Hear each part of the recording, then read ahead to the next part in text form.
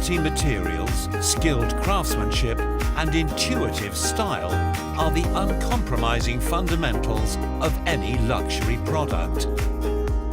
From bespoke fashion to high-end jewelry, to supercars and stunning homes, no country has mastered the art of luxury and style quite like Italy. This beautiful Mediterranean country abounds with culture, steeped in a richness of architecture, art and innovation. It is unsurprising then that Italy is also home to some of the most contemporary and cutting-edge superyacht builders on the planet. Arguably one of Italy's most renowned shipyards is Perini Navi. In 1983, unable to find a large sailing yacht that he could operate single-handed, founder Fabio Perini launched his own company in order to design and build one himself. His vision was to revolutionize sail furling and control systems in large sailing yachts. He achieved this when he designed and built the first prototype of what would prove to be the most successful series of large sailing yachts in the world. Nowhere is this more apparent than at the Perini Navi Cup. Dedicated exclusively to Perini Navi's growing family of sailing yachts, this renowned regatta, once nicknamed the Billion-Dollar Armada by the Telegraph newspaper, is the pinnacle of luxury sailboat racing. Every 2 years for 3 days, these vessels race a challenging course through the Maddalena archipelago, a myriad of tiny islands between Sardinia and Corsica. Of course, when the owners of these boats are captains of industry in their own right, with yachts that average $1 million a metre, what began in 2004 as a bit of fun has become highly competitive. With over 60 Perini Navi yachts in existence, this coming together of the world's rarest and finest private and charter sailing yachts is a wonder to behold, all made possible by the genius and innovation of Fabio Perini. The largest and most famous of the fleet is the incredible Maltese Falcon. Her revolutionary sailing system, the Falcon rig, set a new milestone in yachting history. With state-of-the-art, self-standing, rotating carbon fiber masts, making it possible for a single person to operate this 289-foot vessel. Commissioned by the late US venture capitalist Tom Perkins in 2006, he enlisted renowned superyacht designer Ken Frievokh to develop the external styling and interior design for what became the largest privately owned sailing yacht in the world at the time. So I had a call from the blue from him. You know, I'm Tom Perkins and I'm an American. I've seen some of your work published. I'm interested in seeing if you can work with me. And when he appeared at our studio, driving a McLaren F1, we decided to take him rather seriously. And that was the start of Maltese Falcon. The whole project needed a very special owner. And in fact, most very good projects, it's not just having one good designer or one good naval architect. The whole team has to be right, and you need an owner who's prepared to listen, is prepared to accept innovation, is prepared to take risk. And we had all those ingredients, including also a very open and interested shipyard that was happy also to get out of the norm, if you want, and build something special. What's interesting is, once I got the brief from the owner, I think within about a week, 10 days, I came back with some sketches of the possible layout and the concept, if you want, for the look of the yacht. And the owner straight away said, "I like it, let's do it." And that was it. And it's interesting that over a period of 4.5 years that it took to build, even though obviously we had quite a lot of work to develop details and interesting aspects of the design, but the essential initial concept and sketch never changed.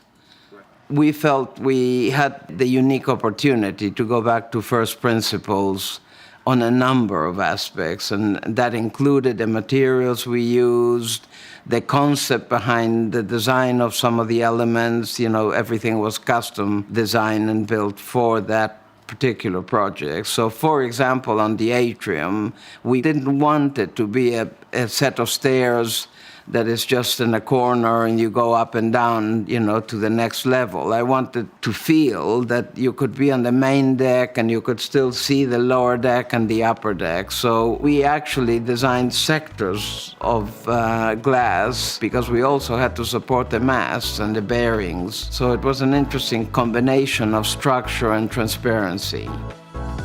The Maltese Falcon has won countless awards for its futuristic design and groundbreaking technology, as well as for the unique, stylish and contemporary interior. And in 2013, it won the first Baccarat Superyacht World Trophy for being the finest superyacht ever. The whole concept of the interior on the Falcon was one of integrated spaces, so I didn't want a corridor and rooms. I wanted it as open as possible. And so it was an interesting exercise, A, to design that, and B, to then convince the authorities that this was a valid concept and it didn't endanger life and it, provided all the safeguards. So what we have is walls, effectively, we call them bulkheads, that can actually slide and can open between one space and the next. They nest into the flanks of the yacht, and it's a project that took a couple of extremely skilled German technicians about 2 years to develop. And the other thing that was interesting is those doors bisect the bar at the back end of the saloon. So it's a sort of inside-outside bar. At times it is fully open to the whole ship, and at times, if the weather dictates, it's just open to the aft deck, half of it, and half of it to the saloon. When the Maltese Falcon burst onto the yachting scene in 2006, she was hailed as a revolution in superyacht design. What makes her so unique is the groundbreaking dyna-rig, which uses freestanding rotating spars that carry canvas reminiscent of the square riggers of old. Despite the concept being around since 1967, it wasn't until the invention of carbon fiber and fiber optic sensor technology that the dyna-rig finally became a reality. On the dyna-rig, obviously, it needs to look elegant, so that's maybe where we come in, but it needs to be studied from a strength and loads point of view, which is where the naval architect comes in. But then it has to also be designed and tested and built by somebody that knows what he's doing. And we were lucky to have Damon Roberts, who's a specialist on the technological side of it. At a projected cost of $80 million, it was going to take someone very special to build such a large freestanding mast. Brought onto the team early on, Damon Roberts of Magma Structures was tasked with building the 187-foot structure, the very first of its kind in the world. In 2000, Jerry Dykstra, principal naval architect, gave me a call and said, "Damon, I've got a challenge for you. Can you do a square rigger type rig in a freestanding carbon fiber mast?" And I said, "I'll have to think about that, Jerry. Send me through your sail plan." He sent me through the sail plan. I spent a morning calculating and went back to him. I said, "Yeah, I think we could do it." One of the reasons why I felt it was interesting was that we had previously done a modern square rigger, and we'd done the Tenacious for the Jubilee Sailing Trust, and I calculated out the size of that rig. And it suddenly struck me that the sizing of that rig was very similar to the sizing that we would do for a freestanding rig. These old square riggers, although they had a cloud of rigging, the support of the rigging is minimal. So effectively, those old wooden masts on square riggers are more or less freestanding spars. So today, what we have with Maltese Falcon is the modern equivalent of an old square rigger. actually almost following the same design rules as an old square rigger. So there's nothing new out there. There are new materials. And what's made Maltese Falcon particularly work well today is the introduction of lightweight, high-strength carbon fibre material. But what's different with her compared to a clipper ship is that the sails come out of the mast and run along the upper yard and the lower yard in such a way that once they're all deployed, it becomes more like a bat wing or a bird wing. It's continuous. It doesn't have those gaps in it that a classic square rigger would have. So it makes it a much more aerodynamically efficient shape. What we've been able to introduce to that concept was that we could go for a completely freestanding rig, so we could rotate the rig, and in so doing, we could overcome one of the great Achilles heels of all square riggers, was that rigging limited the angles that the yards could take up. So at a stroke, we're able to set the sails at a much wider range of wind angles, which means that the Maltese Falcon can sail better wind angles than an old square rigger can. When you're dealing with assets worth upwards of $100 million, it is imperative to get it right. So every bit of machinery must be tested, tested, and tested again. Testing and development is a really important aspect to designing and engineering novel, new, bigger, stronger structures. You need to know the materials, you need to know how they're going to perform, and you need to know the design requirements that you're going to fulfill. So we started off with wind tunnel testing, driven heavily by Jerry Dykstra. Then we went on to structural testing, so we built a 10th scale setup using the materials we intended to use in the mast, and we took that to destruction. We set that rig up, we bent it, we twisted it, we bent it and twisted it together, and we took it till we broke that rig. We then went even further than that, and we built a full-size single panel and a full-size section of the mast, and we put that on a shipyard through the summer, through the winter, cold dust, sandstorms, snow, ice, and we furled and we unfurled these sails repeatedly. So we developed a system that we knew would work. Completing that project, Maltese Falcon, it's given quite a lot of impetus to other possibilities. There are a number of owners now looking at using dyna-rigs on their larger yachts as being a very good solution to really using the sailing side of the sailing yachts. Too many sailing yachts are just motoring for most of their lives and putting the sails only in optimum conditions. So this is a great opportunity to be greener in a way and to have yachts travel distances actually sailing in a very controlled and efficient manner. The key aspect of the Maltese Falcon project was the team behind it. I know it couldn't have worked to the success it did without that strength of team behind it. But someone takes the first step, so you mustn't underestimate the input that someone like Tom Perkins has in getting it out there, making it happen, and that creates the first step, as it were. It's always easy to go back and do a second one. It's hard to do the first one.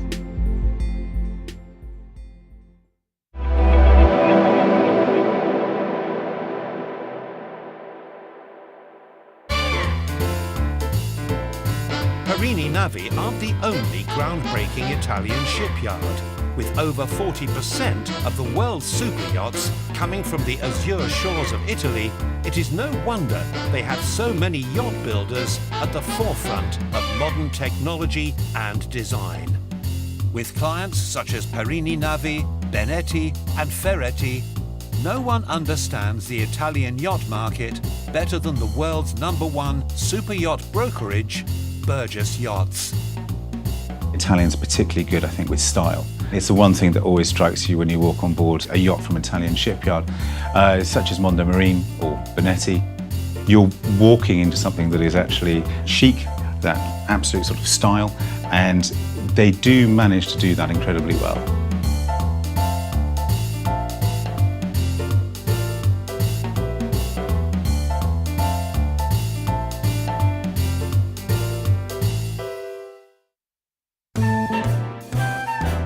Another Italian builder represented by Burgess is Mondo Marine. A relative newcomer to the yachting industry, their shipyard originally focused on naval architecture, repair and transformation.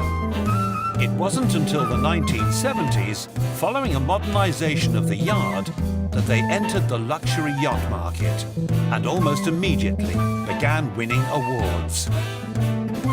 The most notable was for their yacht Mohamedia, which was awarded a special prize by Lloyd's Register for being an icon in terms of quality and modernity.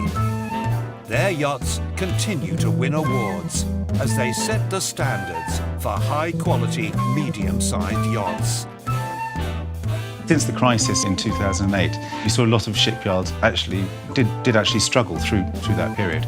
And it's great to see that a lot of these shipyards are now starting to really resurge back out of that, and Mondomarine being one. They are coming out with new designs. They're putting a lot of time and effort into the facilities that they've got. And I think all of this investment that they're putting in now is reaping rewards, combined with a marketing campaign as well, which is particularly important to be able to re-establish or establish that brand and take yourself through to the next level. And I think Mondomarine have done a particularly impressive job of turning themselves around over the last few years. When you see a Mondomarine, or actually a number of the shipyards, but there is a mark that actually makes that yacht stand out as being from that shipyard. And I think they've done a very good job of that as well. We had a Nameless, which is a 41, slightly smaller, but 41 metre, that we had for sale in Cannes, and incredibly well received. Very modern design, interior design, good use of space. And again, it was in that sort of size of yacht, they'd done an exceptionally good job, because it was the space and volume that you would normally look at something that was probably 5 or 6 metres longer.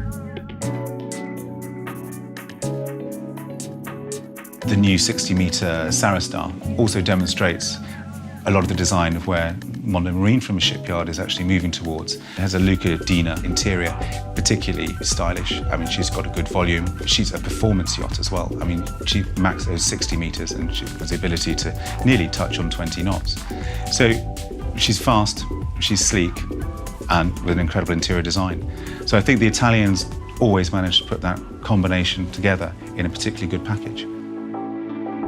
We end this episode with an exclusive glimpse into one of the glitziest and most lavish yachts of them all, the magnificent Sealyon. Launched in 2009, she was the inaugural yacht of Italian builder VSY Yachts.